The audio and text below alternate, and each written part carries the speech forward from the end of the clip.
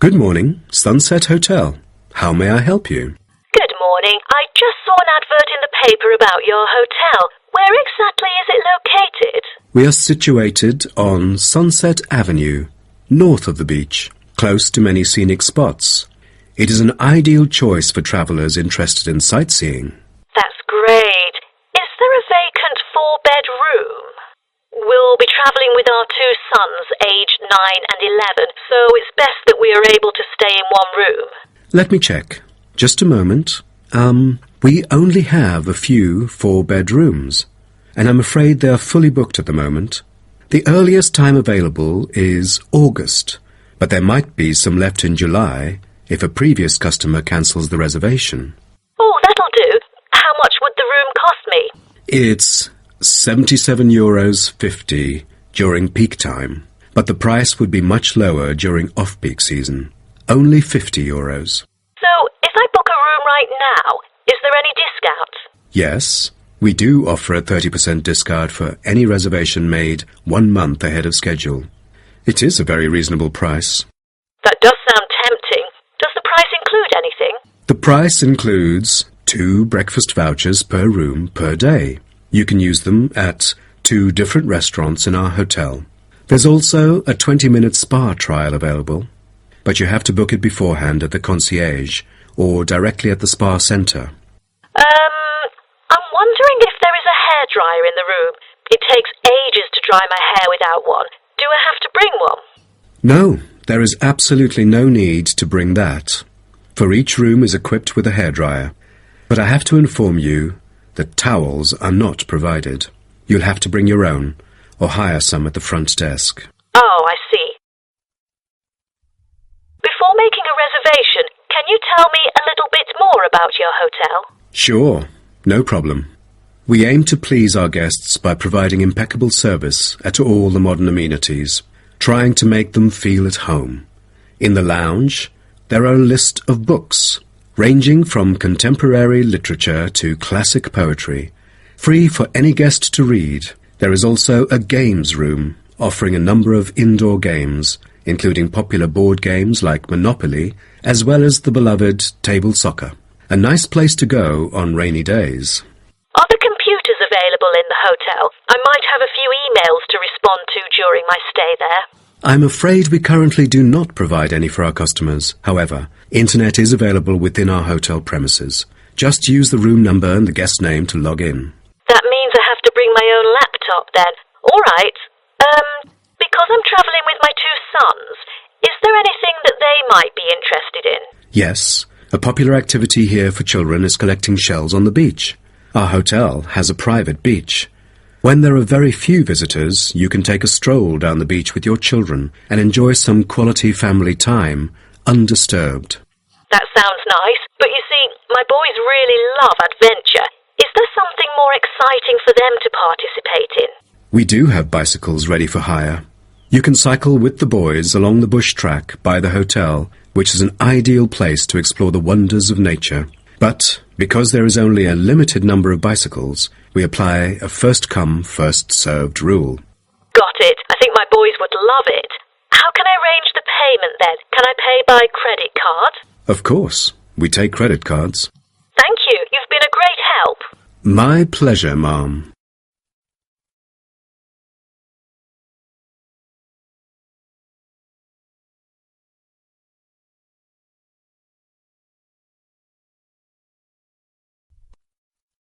On behalf of Northfield Sports Complex, I'd like to extend our warmest welcome to you all here this evening. I'm George Dyson, founder of Northfield Sports Complex. I am giving this speech today to celebrate a special occasion. We started the business exactly a decade ago, and today we have developed into a large firm with a sizable group of members. We've also been nominated the most valuable company by Greentown at the Yearly Business Awards, which will be held next week. As experienced and qualified reporters, you are invited here to experience and witness this historical moment of Northfield Sports Complex together with us. Situated within the campus of Greentown University, Northfield Sports Complex is a modern, refreshing, and fully equipped facility for sports of all kinds. As part of its commitment to the local community, Northfield Sports Complex is available not only to school children, but also to local residents. It offers a wide range of facilities including a 25-metre swimming pool, paved walking and jogging paths, a well-equipped fitness gym, all-weather pitches, indoor courts for table tennis, tennis and other sports, as well as a renowned skating rink. Different age groups can all find the right sports to participate in. That's why local residents enjoy working out here. As a result, natives here are healthier than most of the people within our nation. The whole town is very proud of having nurtured 2 world champions who were once both trained right here in our skating rink. Thus, it has become the ideal venue to learn to skate and have fun. But what I take pride in most of all is the skating rink that has stirred the interest of boys and girls here in local schools to skate. Since opening, an increasing number of pupils have been paying regular visits to the skating rink. A new yoga classroom with trainers will be open next month for mothers with babies. They can bring their own yoga mat and work out together with their babies. This will be a great way for them to get healthy and meet other mums. There will also be a brand new gym open to the pensioners in the near future. Just this month, a new swimming pool is open to all fitness levels with special offers for those without a job. Our complex is open daily from 8 a.m. to 9 p.m. except on Thanksgiving and Christmas. We intend to extend our business in the coming year. A list of equipment will be put up for sale, ranging from exercising equipment like cardio machines to sports recovery and injury prevention facilities. Within our complex, we try our best to avoid injuries of any kind. We train knowledgeable staff to guide our clients through correct workout regimens. For those who want to further ensure workout safety, they are welcome to apply to be a member of our standing committee. They are responsible for revising the safety guidelines and supervising its enforcement. Now, I would like to introduce some of our most popular sports facilities here at Northfield Sports Complex. Our 25-metre swimming pool is the centrepiece of the complex, combining modern, bright and airy surroundings with fully up-to-date changing facilities. The pool is excellent for learning how to swim, improving techniques and, of course, competing in school competitions. It is also bookable for private functions, including pool parties, where lifeguards are available. Next, we have the only climbing wall throughout the whole town.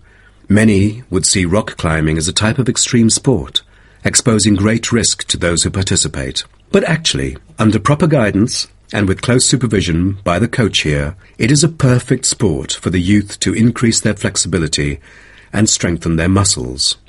I have to mention our skating rink once again. As our most popular facility, it has been prominently featured in a TV commercial we've released recently. There is no other skating rink larger than ours within the whole nation. Also, our state-of-the-art gym is an inspiring place to train and keep fit in relaxed and friendly surroundings. The Techno gym equipment enables our clients to measure their performance. If you book a one-on-one trainer, he or she might suggest a future training plan and help you train more systematically.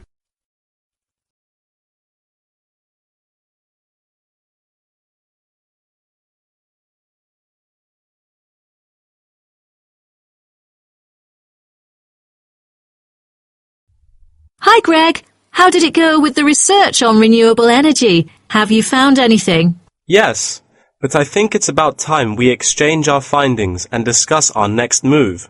You read my mind. Right, I'll start first. Germany is the very first country I dug into in order to find innovative means of creating clean energy because 15% of its national electricity supply comes from renewable sources. I found that apart from the traditional fossil fuel industry, there's a German firm that has initiated a project using kites to generate power. Really? I've never heard of it before. How does it work? As a substitution for traditional fossil fuels that release toxic gas into the atmosphere, the power-generating kites can function in any weather, Compared to conventional wind turbines, such kites can produce twice as much energy because the overall power density is proportional to altitude. Sounds like an efficient way of producing power. Okay, now let me tell you what I have found. There is an American company manufacturing school buses and city buses depending solely on electricity instead of gasoline. The all-electric vehicles can save up to 20 gallons of fuel on a daily basis. This could reduce transport budgets by over $10,000 each year, not to mention maintenance savings. Wow, impressive. If only there were more of these electric vehicles around. Well, over the years, South Africa has attached great importance to clean energy. The nation encourages using propane gas, which can either be extracted from natural deposits or be produced organically. It is normally stored in gas canisters as a type of cooking gas. To reduce the number of kitchen accidents, a new type of composite gas canister made of fiber was introduced. It is much safer and less likely to explode, even when engulfed in fire. Now, about the survey. Do you have any clues as to what kind of interviewees we should include? How about local companies doing business on clean energy products? Probably not the best choice of respondents. Remember the last time we asked corporate employees to do the questionnaire? Only about 5% of them were actually willing to participate. That wouldn't be enough then. It seems we have to drop that idea. Then maybe we can ask the professors and administrative staff here to help us. They could provide their insights and understanding on energy production. It would be ideal if they would, but I'm afraid most of them are too busy to respond to the list of questions we've prepared. I guess the students here at the university would be more suitable. You're right, and it is a much bigger sample pool too. Also, I think we should include the locals. Their opinion is key to the promotion of renewable energy here in the town. But wouldn't it be difficult to collect data? There's no way the two of us could go from door to door to interview all the residents. There's no need to worry about that. We'll make it telephone interviews. That way, we'll have enough time to get sufficient data. Good idea. What should we present in our speech? Due to lack of media coverage, the majority of people actually have a limited understanding on renewable energy. Most of them aren't able to identify various types of renewable sources. So I feel we could start by clarifying what it is and the benefit of it compared to fossil fuels. That makes sense. We could start with wind energy. For centuries, wind has been used to do work. With the help of windmills, farmers used to pump water from wells or turn large grinding stones to grind wheat or corn. The windmills today generate electricity. The only problem is that it might not be windy all the time, so it is crucial to choose the appropriate site for wind farms. Well, I think we can also include comparisons between clean energy and traditional energy resources like coal, oil and natural gas. Maybe we can look into the prospect of these conventional sources of energy. The rising cost of fossil fuels and the threat of climate change is a concern to many. Totally. These traditional resources will deplete eventually. Renewable energy currently makes up less than 2% of the world's primary energy supply, and although growing very rapidly, it is not on course to fill the fossil fuel gap. Nuclear energy is another type of energy we ought to mention. Nuclear power plants can produce dependent power constantly and release far less greenhouse gases than other traditional power plants. But most people feel that this type of energy is unsafe because radiation isn't easily dealt with, especially in nuclear waste and maintenance materials. What should we end the speech with? Have you heard about a new type of energy called hydrogen fuel? It is an infinitely renewable fuel that doesn't have detrimental environmental effects. The only problem is that it is so expensive that only wealthy individuals can afford it. But I think overall the benefits overshadow its high cost.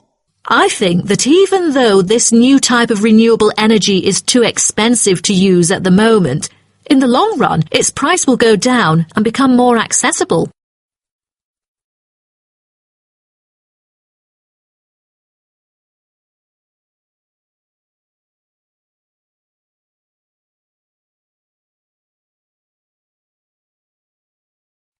So, what I'm going to talk about to you today is something called aquaculture. It has been responsible for the impressive growth in the supply of fish for human consumption. There's also been a slight improvement in the state of certain fish stocks due to improved fishery management. Aquatic food production has transitioned from being primarily based on the capturing of wild fish to the culture of increasing numbers of farmed species. In recent years, a type of genetically modified salmon has been farmed in the New England region, produced by a Massachusetts-based biotech firm. This type of fish is engineered to grow twice as fast as its conventional farm-raised counterpart. As a result, this increases the speed of the local aquaculture industry development, and thus reduces the fishing pressure on wild stock. But local residents have expressed their concerns on the potential negative effects on the ecosystem should those GM fish ever escape into the sea. Stronger, healthier and faster growing, these fish might cannibalize others or outcompete wild-type fish for food.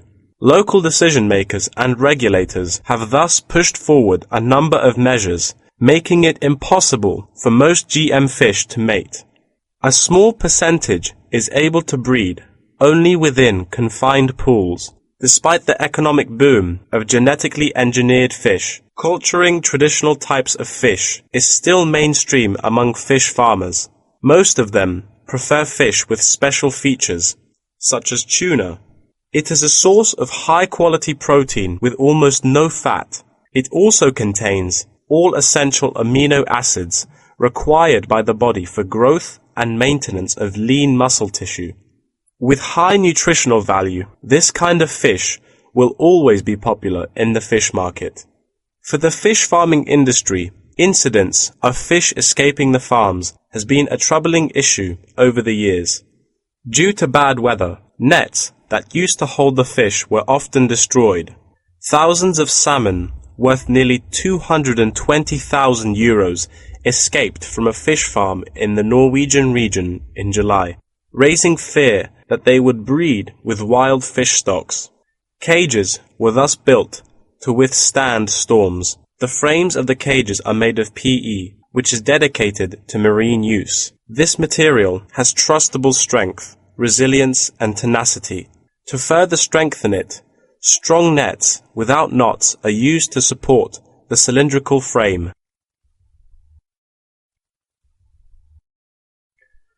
A group of small villages on the island of Zanzibar off the coast of East Africa have been trying to develop a local aquaculture industry sustainably.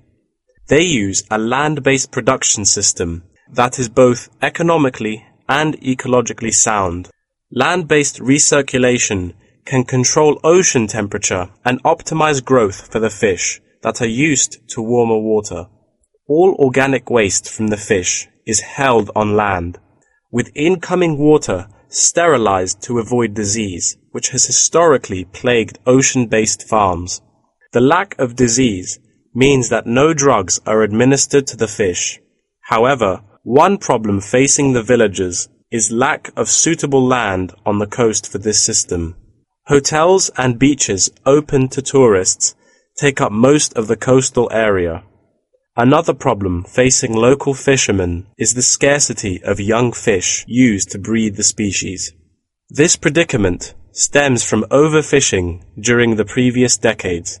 The local commercial fishing industry has been reduced by 50% for this reason, and the aquaculture industry has yet to thrive. The government has taken a set of initiatives to safeguard native aquaculture and the fishing industry. An open-air seafood market has been launched. Residents are encouraged to support local fish farming businesses by purchasing marine products. As it turns out, there is a public demand for access to locally produced, sustainable sources of fresh seafood. Moreover, local fish farmers are aided to market seaweed and oysters, both of which have additional economic values. Seaweed is used in various ways in cosmetics. Seaweed extract is often found on the list of ingredients constituting creams, soaps, shampoos, powders, and sprays. It is said to be useful in various ways, including the relief of rheumatic pain and the removal of cellulite. Oyster is a source of seafood popular among the local hospitality industry. Served with caviar and champagne, it is one of the world's ultimate luxury foods, appealing to gourmets with its succulent and delicate flavor. It thus appears to have the greatest potential for commercial culture, even though the national and international market has shown demand for marine products in Zanzibar. It is still challenging to survive in the competitive modern fishing industry. The government ought to restore the business by encouraging aquaculture, recreation, and shipping.